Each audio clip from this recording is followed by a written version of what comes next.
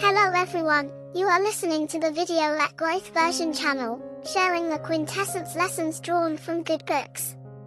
Since the release of the first work for and receive organizational psychologist, Professor Adam Grant, a leading professor at Cornell University, despite his young age, has continuously published famous, best-selling, and useful works translated into 45 languages, bringing much value to readers. As a means of Project B, Reverse Thinking Spread the World, Dare to Think Again, and the book most recently published in 2023 Turns Potential into Talent, very quickly climbed to the top of the bestseller list at New York Times, Amazon, Apple, or Watches Journal. This book, when pondered, will show you that to reach great achievements, it is not simply based on a person's innate qualities, but rather on the foundation that you must have if you want to go out. Knowing how to nurture and develop yourself, the book also shows you that everyone has untapped potential, so everyone has the opportunity to reach out, regardless of conditions or circumstances, by changing your mindset and promoting the development of your inner personality, whether you are a student, a working person, or especially a teacher, a coach, or a leader.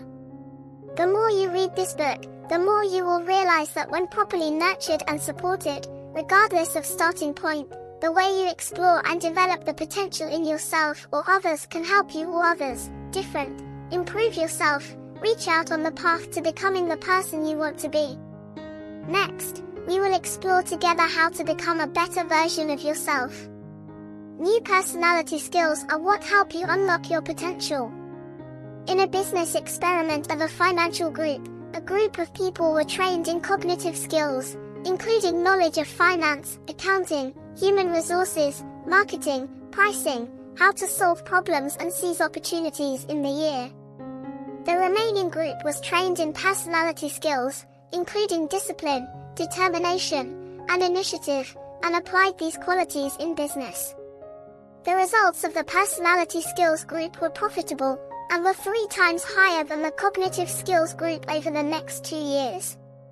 Proactivity helped the more creative personality group predict market fluctuations better, and discipline and determination helped them not give up when there were financial obstacles.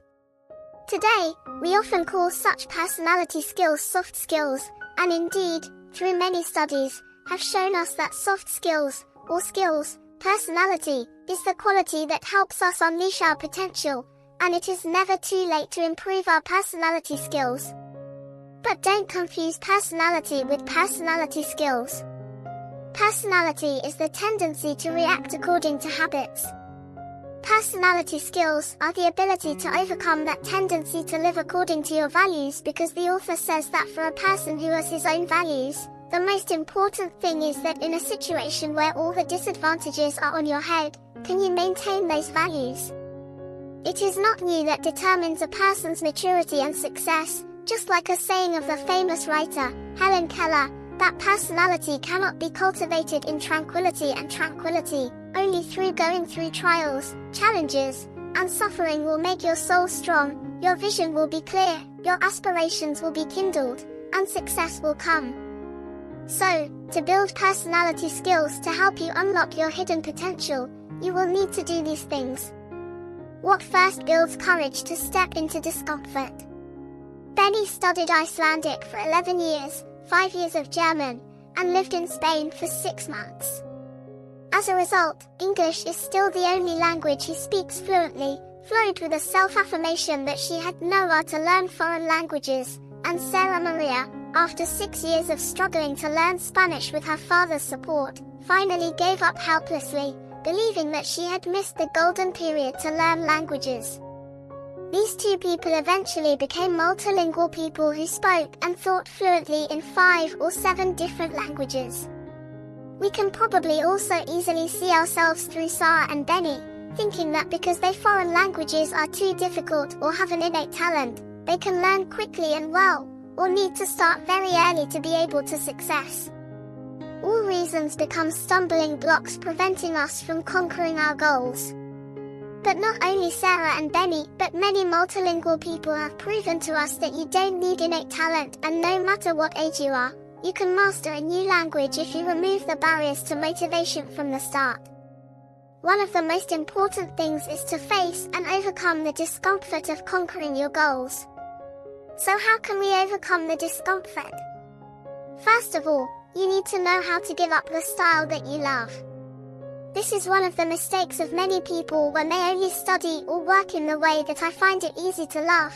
For example, they think I only like listening to audiobooks and not reading books. Listening feels more relaxing and absorbs more than reading every day. When reading, I just feel sleepy, so I can't read for long. However, the way you like will help you feel comfortable, but it is not necessarily the most effective way. Listening to books will be more interesting than reading, but reading will help you improve deep understanding and good memory ability, activates analytical ability, activates critical thinking when you automatically increase or decrease the speed of reading to visualize the main idea or break down information naturally, while listening can't help you do this. Did you know stand-up comedian Stephen Martin failed over and over again with his comedy until he got over his discomfort of sitting down and writing a script? Writing down the script helped him eliminate the excess. To avoid rambling, the content became concise, and the lines became valuable, which eventually helped him become an actor. Hi was the most famous monologue actor in America at that time. And with Sarah, she actively overcame her discomfort, actively lived with a Spanish-speaking family, actively greeted and communicated in Spanish. Foreign languages when she has the opportunity, and even when she is not really fluent, and she says that comfort in learning is a paradox, that you need to pursue the feeling of discomfort, awkwardness, or shyness to be able to achieve development. We often do the opposite: must be comfortable, must be proficient, to be confident to communicate, must be good at writing to start working, must be interested to read, not sleepy to read, must have skills. Good leaders take on roles that are all about avoiding uncomfortable feelings. In reality, you have to get started to grow and get results, so you need to accept the feeling of discomfort, the pain of entering an unsafe zone. When entering this unsafe zone, you will definitely keep making mistakes, be embarrassed, and ashamed. These feelings are sometimes terrible for many people, but you need to always remember that it is a sign of learning. The more mistakes you make, the more chances you have to improve. Have you seen children, why they always learn languages faster than adults? Except for the reason because their brains are still developing and not yet affected by prejudice. The big reason is that they are immune to shame and discomfort when they make mistakes, and they will not be afraid of being judged. So, to exploit, tap into your potential, the third thing you need to do is be brave enough to make as many mistakes as the author. He went from being a boring, distant speaker to never giving up until the end, became a confident person, 4 times standing on stage and giving a speech with a confident sense of humor and being warmly received. So, whether studying or working, don't wait until you are comfortable before practicing, because so we will never have the first step.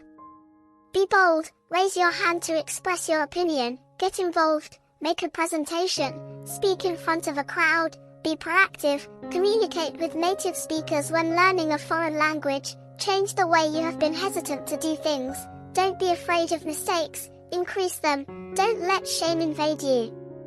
The more mistakes you make, the less difficult it will be tolerant of making mistakes, then you will make progress and gain real comfort. Next, to building personality skills, unlocking your potential, you need to live like a sponge. Sponges are one of the longest living things on Earth, is like a plant, but consumes food like an animal. They have the ability to absorb everything around them, but also have the ability to filter harmful toxins and unhealthy bacteria out of their bodies when exposed to water. Even if they are destroyed or chewed up by predators, they can still regenerate when conditions are favorable. They also provide oxygen to the ocean, producing anti-cancer, antibacterial, antiviral, and anti-inflammatory substances that prolong life for humans. What is there in a person like that? The metaphor of the sponge is worth learning from, that is the ability to receive and purify information, knowledge, and help others. The author affirms that self-improvement does not depend on the amount of the information you seek, or the diligence you need, depends on the quality of information you receive and how effective it is. However, to get quality information, good quality and efficiency, you need to know how to receive, observe, listen, and actively learn like a sponge absorbing everything. This requires you to let go of ego biases that make you tend to only receive knowledge, rigid, one-sided thinking according to old views, or let new suggestions hurt your ego and go backwards. Then you have to know how to filter out the inappropriate things. But how? To filter quality information and choose the right direction, the author recommends that you seek advice for improvement from trusted people. But be careful not to confuse advice for improvement with feedback, which is just a focus on the past which cannot be changed, while advice is aimed at improving what is in the future. And here, the trustworthy person is the one who first wants what is good for you. Second, they have the relevant expertise related to what you do, the skills you need to improve, and finally, thirdly, they have to know you well. Someone who meets all three of these criteria will be able to give you valuable information to help you improve yourself. Good. And the last thing, the sponge quality worth learning, is to release nutrition, to spread values that help others grow together instead of just keeping it for yourself. Next, third, to be able to build skills, personality ability, unlock your potential, you need to let go of perfectionism. In 1995, an earthquake hit Kobe, and its aftershocks caused over 200,000 buildings and over 6,000 people to die, and you climbed over the rubble and was surprised to discover that out of all 35 buildings he designed, not a single building was damaged, not even a crack. He is the only architect to have won all 4 of the most prestigious awards in the field of architecture. His family circumstances were difficult, so he had to learn the profession of architecture on his own while struggling to support himself, but he was able to create such great works through extraordinary efforts and perseverance, high discipline. He also has a very firm view that nothing is perfect. Architecture of other countries often gets stuck on meticulousness and perfection in their works, but he thinks differently. To get the standard for a certain requirement, we must know how to loosen other aspects, must know how to satisfy good enough compromise. He prioritized durability and designed compromises on lack of comfort, and that is what brought him great success, protecting many lives from natural disasters. The author said that the unleashing potential is not about pursuing perfection, but also about accepting flaws. The more you grow, the more you realize which flaws are acceptable.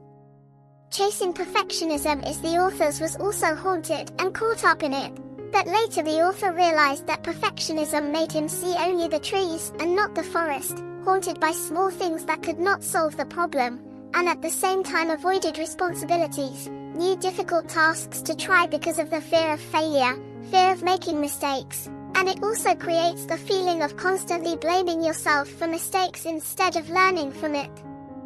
Many people say that if you just put your best effort into your studies, you will overcome your obsession with perfection. However, hundreds of studies have proven that this is not an antidote for perfectionists, because effort without purpose, specific goals to aim for, are not very effective. So, setting specific and challenging goals is the best way to help you make progress without getting caught up in the vortex of perfectionism. But the important thing is that you need to realize that the origin of perfectionism actually comes from living too focused and trying to meet the expectations of others instead of following your own standards. If you keep looking outward for others to see, self-perfection, depression, anxiety, exhaustion, sooner or later, car crash visit, seeking recognition. It's like a bottomless pit. You can't please everyone. There's only one person who needs your satisfaction, is yourself, and the way to judge your past satisfaction is to look at yourself in the past, yesterday, 1 year ago, 3 years, 5 years ago. Compare yourself to your current self and achievements, the difficult path you have overcome. Are you progressing better, or falling behind? Over the years, that is the only and best measure of your development. Aim for perfection instead of illusionary perfection on the path of self-development. If you only fix your personality skills as above, It will still not be enough for you to go further, because there will be times when you have to change your face, and overcoming those high-hanging din is when the difficulties and challenges come together. So, how do you overcome these obstacles in the best way? Let's go to the next part, building scaffolding to overcome obstacles. If you are feeling like your job is too boring, stagnation is frustrating, making you exhausted, difficulties are making you doubt yourself, then it is time to build scaffolding for yourself during this period. Why does the author call it scaffolding? According to its nature, scaffolding helps you climb to the appropriate height to build a taller building, and once completed, the scaffolding can be disassembled. So, what is the scaffolding in times of boredom and frustration that you need to build? First, turn your monotonous work into fun. Studies have shown that people who are often work-obsessed or otherwise workaholics will spend more time on work, but their performance is actually not much better than their colleagues. On the contrary, the monotony and repetition of work make them more susceptible to burnout, depression, and becoming depressed. Emotional stress takes away the joy of life. So, the first lesson here is to turn work into joy and passion. To get this, you must enjoy the joy of the process of change. Because only aiming and creating pressure to expect results, it is necessary to learn how to work mindfully, practice little by little, add the spice of gratitude to life, and you will feel the boredom gradually disappear. Lost? Then, please replace "I have to" become "I want." I have to study really well, I have to practice really well, I have to work to earn a lot of money, etc. All become "I want, I choose to do with my mind and body." This will make it easier for you to do anything in enjoyment. Then, play with purpose instead of practice with purpose. Studies have shown that if you practice with purpose to go further in your career, if your own play makes you exhausted and tired, then playing with a purpose will help you fight boredom, overcome difficulties, to improve yourself. For example, a doctor can gain new medical knowledge by challenging each other to ask and answer questions, instead of the monotony of self-discovery and memorization of new knowledge. You can practice foreign languages by role-playing in specific situations. The author even suggests improvisational comedy to practice, training communication skills, and so on. Even the most famous marshmallow experiments in psychology showed that children who could overcome the temptation to not eat the marshmallow in their hands also knew how to create a dry yourself to overcome the boring wait to receive a reward. One person covers his eyes, one person covers the candy again, another person again kneads the candy into a ball and throws it at the other person. Imagine the marshmallow as a toy of some kind. This is also purposeful play that we can completely set up for our own work or study. And there is another LCL reason here to solve the problem. Your boredom is to create variety. For example, if your job allows, you can suggest sometimes working from home instead of going to the company every day. If you learn to swim, you can rotate learning swimming styles differently instead of trying day after day to practice to master one swimming style. I also apply this practice when I feel no more inspiration to write. I will switch to reading a light book that I love, like also from this interleaving. The author also suggests to you is to rest properly. Rest is also a part of the interleaving form as above, but it doesn't stop there. When you work all day, all week, by the end of the week, your joy and interest in work will decrease, so take some time off to help you maintain joy and passion for work and reduce fatigue and increase energy. You can open up new ideas more creatively. Then, you will be able to study and work more deeply focused, improve performance from 10 to 30 minutes. Don't be too greedy for work, and don't let being obsessed with rest be a waste of time or a distraction from work and life. Always needs to maintain balance, let alone rest. C is more beneficial for work and is also an investment in one's happiness. You next, when holding 2C board, you can also go around. Going around can also reach the destination. Any progress usually does not happen in a straight line, but often goes around in circles. At the bends, you will find yourself stuck and unable to move forward. This is when you need to stop. Take a step back so you can continue to find a way forward. So, performance increases only to degrade and then improve again. And sometimes we need to find a better way, but going backwards is often very difficult to accept and will give you the feeling lost your footing. But think about it like typing while looking at the keyboard. No matter how hard you try, your speed usually doesn't exceed 44 mph. If you want to speed up, you will definitely have to learn how to type by hand memory, but the process of learning this new skill, your speed will definitely drop lower than when typing while looking at the keyboard. After your hand gets used to the position, your speed will suddenly increase.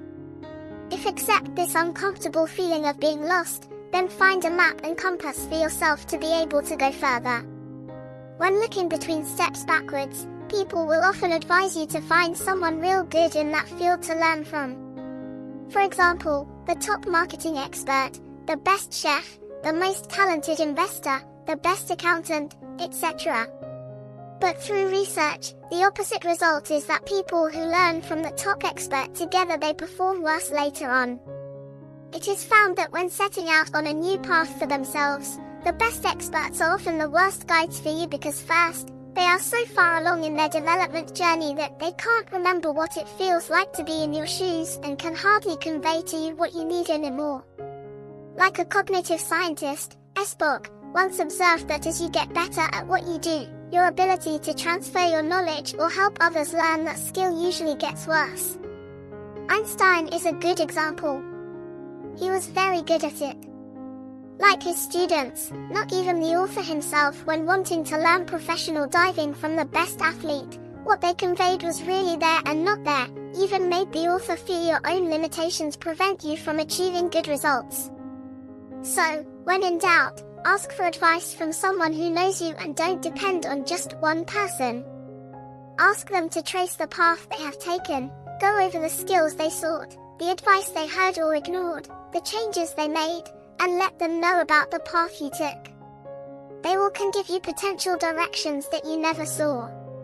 Combine different advice into a development path that suits you. In addition to advice from experts, there is a common wrong advice. The change is that you need to work harder, double or triple your efforts, go to work earlier and come home later, put aside time-consuming pleasures to focus on development and advancement. But the author argues that this is not the time to dwell on such exhaustion, which will only cause the imbalance to destroy you, but to seek a sense of progress from smaller victories, such as work. Working extra hours in the evenings that are different from your current job will give you a fresh source of energy to push through the next workday, ready for the next turning point. This is not just talk, but has been tested and proven a lot. In the end, you need to remember that when going through hardship and deadlock, don't just focus on this difficult time only, increase the feeling of deadlock, look at your own trajectory over the months and years. Appreciating the distance you have traveled will give you the motivation to take the next step. Third, giving is how you grow. Psychologists say that people who see obstacles as part of their journey, challenges, overcoming to improve yourself, are those of the growth mindset. However, author Carol Dweck, in the book Mindset, she proved that growth mindset only works when there is a foundation to support someone, that recognizes your potential and supports you. But not everyone is lucky enough to have this support foundation, so we can still build our own scaffolding to get through the days. The author calls this spirit self-propelled, but self-propelled must rely on interdependence to achieve effectiveness. Means, how did the author have an experiment like this? On a final exam that was more difficult than usual, the author, he said that if a multiple-choice question stumped students, they were allowed to write down the name of a classmate they thought would help them. That person knows the correct answer. If that person has the correct answer, then the person who writes his friend's name will also get points.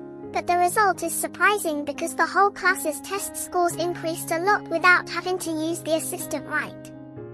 That aid, and continued to increase in the following years, but the test was not easier. It turned out that the author discovered that the government aid had an impact on the students' preparation for the test. They began to find those people who knew the answer to a certain question, studied together, small review groups were formed. They created giant memory maps of the entire semester's content. This was a kind of scaffolding which helps people to progress together further.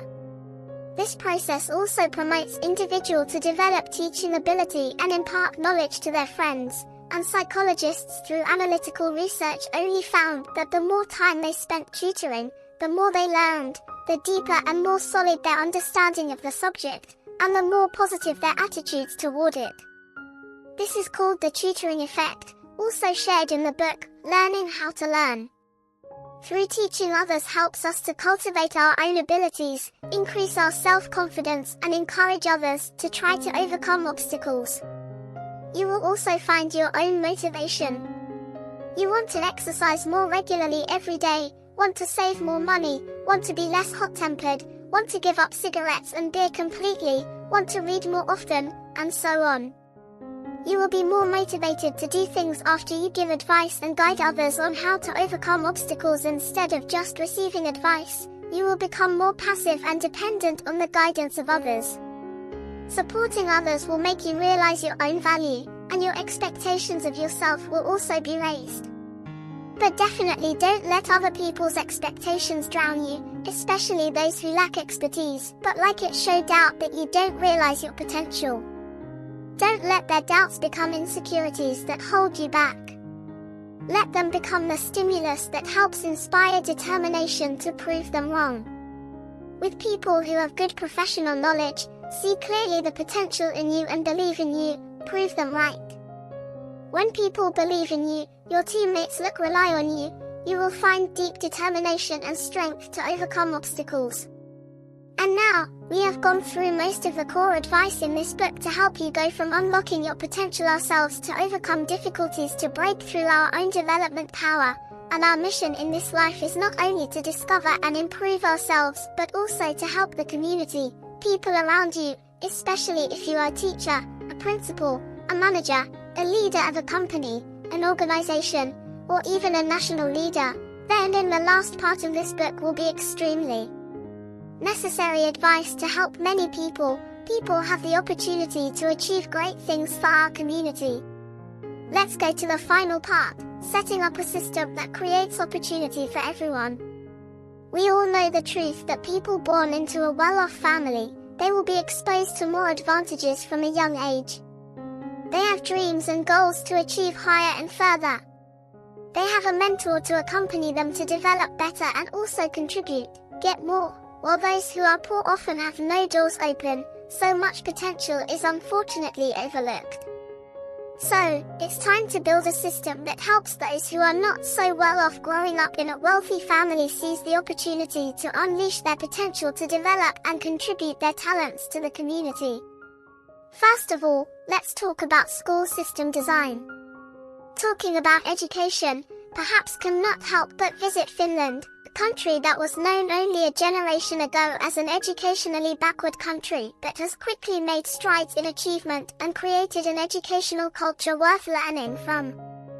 If asked about the most respected profession in Finland, it is often the teacher who started a major reform with the idea of promoting the core value that education is a vital tool for build the country.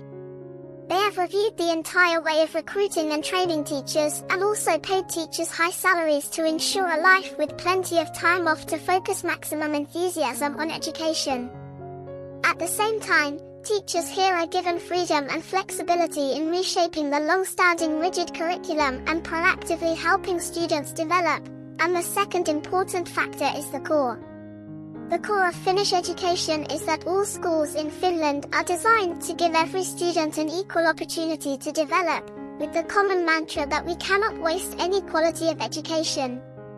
Which great, they believe that you all have potential waiting to be nurtured. They invest in every student regardless of their apparent talent. Instead of an education that focuses and prioritizes the potential early blooming talent or children with good conditions like other countries, here all children are fairly advanced. They are educated with top teachers, supported with tutoring design a personal development plan that focuses on each child's individual interests and has a welfare team always behind to support them. Speaking of which, I really admire your country's education system when the number of students in each class is not small, usually 20 students. Even a school principal in Finland does not hesitate to take time out of his busy schedule to tutor immigrant students effectively. The principal is not just a simple leader but always follows the learning process and mental health of each student to ensure that no one is left behind. No one is left behind. They also have a special method, which is the loop method, means that teachers will move up the class with the students. Instead of changing teachers every year, students will continue to learn from the same teacher for the next 2 to 6 years. This creates an opportunity for teachers to understand students more deeply about their strengths and weaknesses and adjust the best teaching methods for them. Teachers are not only instructors but also coaches and advisors in life. Of course, that with quality focus right from the start on the teaching staff, parents will be freed from the worry of having to bet their children on a single teacher for many years. This is a two-way approach where it also promotes the ability to improve the teaching of teachers in Finland. They also often apply the method of tutoring students in older classes to teach students in younger classes, and this simple teaching helps students. Students progress together, everyone can learn and teach. From a young age, preschool students are given the energy to love learning by only studying 1 day a week, the rest is for fun and play. Planned play develops cognitive skills and personality skills, and most importantly, helps children nurture intrinsic motivation, which is reading skills. They believe that without motivation to read, they will not be able to learn anything, any subject. From the family, the love of books has been opened, and that is the door to all opportunities. Not putting achievement above happiness has become the culture of the country of Finland. Not exam pressure try and mean, despite going down in the competitions, is still in the top 10 in the world, so amidst the pressure of studying, the students here do not suffer from stress, anxiety, or depression. That is indeed what everyone wants. All countries need to look at and learn from. In the next part, we will come to the redesign of the organizational system. A seismic caused a gold mine collapse in Chile that left 33 people trapped in 700 m underground. Their chance of survival was 1 in a, but after 69 days, they all returned safely because a great leader did not miss the opportunity to listen to a young engineer's proposal. His position is not high, and his experience is not much. Even his suggestions were inspired by the real crane game that decided the survival of 33 people, and through asking for feedback of the community of true leaders, like sponges who know how to exploit and filter opinions from everyone, to liberate those, the man who seemed to have no chance of survival. This thrilling story has shown us that a good leader is not someone who is simply intelligent, outgoing, good at speaking, or decisive, but a good listener and exploit collective intelligence, to know how to create collective cohesion and help everyone to develop their potential. If, according to the conventional organization, the management system of the organization is likened to a ladder of suggestions, in the above situation of the young engineer, Tran will often be ignored by the leader in a cruel way. Then, in the process of making a living, your opinion will even threaten the leader's ego. A thoughtless no just because you are an employee and they are a leader is enough to blow up your ideas and your future, even if you have always been unsociable, unmistakable, or just plain rude. If you are not famous, you don't need to speak your opinion, you will be automatically ignored. Therefore, people have developed a more optimal system, which is the network system, where employees always be able to reach out to many leaders at all levels and find people to realize potential ideals. All opinions are given due consideration to benefit everyone, even to avoid the fear of trouble that the staff just kept quiet, not daring to speak up, not daring to express their opinions. They exploited the collective intelligence to the fullest by inviting the staff to write their opinions on paper. The leaders synthesized and trunk or anonymously discussed and condensed them, filter the most optimal options. A leader can do such things can maximize the collective intelligence. Finally, we discuss redesigning the job search opportunity system. You are surely, at least once have you gone to a job interview. Your resume will probably be a collection of work experience and previous achievements with a state of nervousness, anxiety, and somewhat tension. Stereotypical interrogative questions increase anxiety and confusion from HR staff, wear on memory, and decrease concentration during the interview process under such conditions. Has made you often leave wondering, why didn't I answer like this or that? Wouldn't it have been better? Why didn't I think of it at the time? So, how can an organization find the rough diamond they needed? Get rid of old and rigid interview styles like this. Instead of creating an overly formal environment for candidates, be as comfortable, friendly, and pressure-free as possible to help them show their true potential. Yourself, still home, recruiters will find valuable rough diamonds relatively. It is important not to focus too much on past achievements. Consider their progress over the years. That is a testament to a person who knows how to work hard and consider the candidate's difficult journeys and overcoming adversity. This is an extremely valuable personality skill that employers need to pay attention to because innate talent will give a person the foundation, but it is the personality that determines their maximum achievements and determines how far they will go. My dear friend, on the path of self-development and self-improvement, you will realize that what you achieve and what you possess does not actually take up the meaning of your life, because this is not the path of ambition, but the path of desire. The desire to break through the milestones that it seems to be the limit of ourselves, to become the person we want to be. Maturity through every arduous step, and the meaning of the experiences on the path you take will stay with you forever. Take the time to read this book. You will definitely gain value from the book, not only help yourself but also help those around you. Thank you for listening to the end. If you find this video useful, please leave a comment, share in the comments below, and remember to give me a like button so I have motivation for the next videos. And if you haven't already, subscribe to our channel for more insightful content like this. Once again, thank you. See you in the next videos.